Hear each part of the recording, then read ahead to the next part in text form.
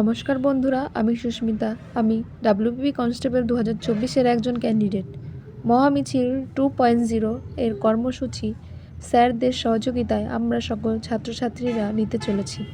তার ডেট এখনও ঠিক করা হয়নি। স্যারদের বলবো অতি সত্বর ডেট ঠিক করে সবাইকে জানিয়ে দিতে। আমার ভিডিও যারা দেখছো তাদের সকলকে বলবো এই মহামিছিলে শান্তিপূর্ণভাবে যোগদান করো।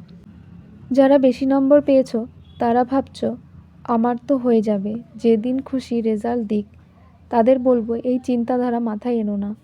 আমাদের সকলকে একত্রিত হয়ে পুজোর আগেই রেজাল্ট প্রকাশ করাতে হবে, না হলে কবে 2026 থেকে 2028 চলে আসবে ধরতে পারবে না। তোমরা এই ভিডিওটি দেখো।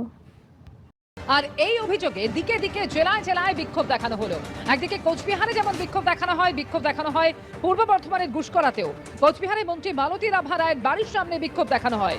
অন্যদিকে হুগলির চণ্ডীতলায় বিডিও অফিসে চলে বিক্ষোভ।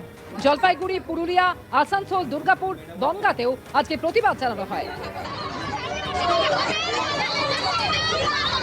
বাড়িতে বসেই 3000 টাকার জন্য সবাই বিক্ষোভ করছে। আর ভাবো, আমাদের 3 বছর হতে চললো রিক্রুটমেন্ট প্রকাশ হয়েছে, পরীক্ষার 1 বছর হতে চললো, আর ইন্টারভিউ দিয়ে পড়াশোনা ছেড়ে 6 থেকে 7 মাস হতে চললো।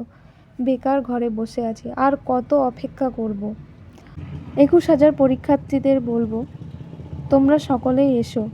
আমাদের একটাই দাবি, রেজাল্ট চাই, রেজাল্ট চাই। ধন্যবাদ। রেজাল্ট যত দেরি হবে মিছিল তত বড় হবে। চুপ মাছি বলে ভেবো না।